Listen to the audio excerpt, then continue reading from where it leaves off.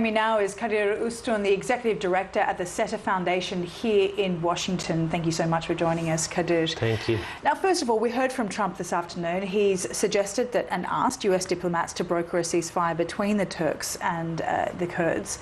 This seems like a little bit of a belated suggestion, especially given the fact that he gave Turkey the green light to start this operation, and he's been tweeting about the tensions between the two entities.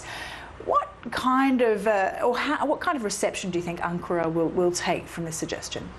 I think Ankara will continue with its plans. As you suggested, President Trump seems to be caught between having kind of given the green light to Turkey and then the domestic reaction, especially from the Senate. He probably didn't expect such a strong reaction, and he wants to get a hold of this reaction and make sure that it's him who's making the decisions, and he's trying to do carrots and sticks. But this operation has been planned for a long time by Turkey, and Turkey has repeatedly expressed its discomfort and disapproval of the U.S. support for the PKK.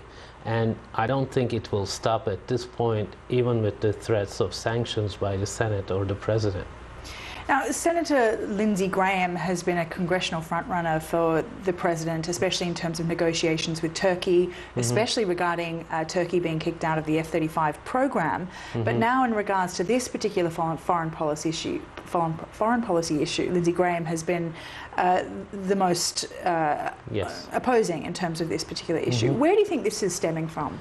Of course, his stance is a little difficult stance because he's the one who recognized that YPG was a Syrian branch of the PKK.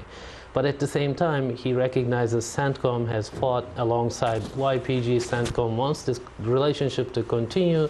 They're arguing that ISIS might come back, and they also they don't want to leave the ground to Iran and Russia, etc. But that argument hasn't resonated with the president, who wants to pull out of Syria. He doesn't see a serious strategic rationale for being there. But that's because he's more interested in his own base here in the US. He's not really interested in the foreign policy issues of Turkey and Syria. He's interested in appeasing his voters here in the US. That's correct. But, you know, since Obama, fall of 2014, when they started to arm or help support the YPG against ISIS, this policy has been a misguided one. Basically, U.S. administration has been telling the Pentagon to fight this war without U.S. boots on the ground, without serious commitment, without a clear strategy.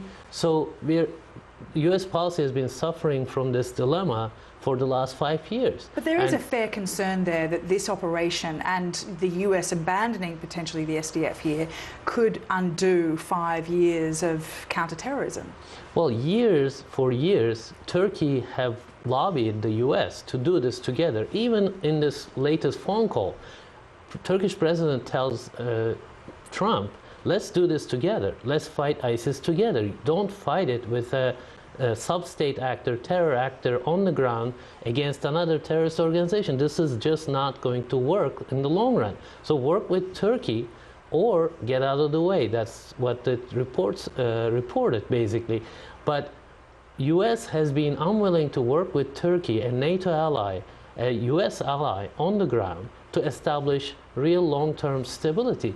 And this policy was not going to last. And we are seeing now Turkey pushing hard to break that relationship between the U.S. and PKK. And it wasn't going to work, and it's not working. It seems too late to roll back now and talk about safe zone negotiations as well. Thank you very much, Kadir, for your time. Thank you. Appreciate it. Kadir.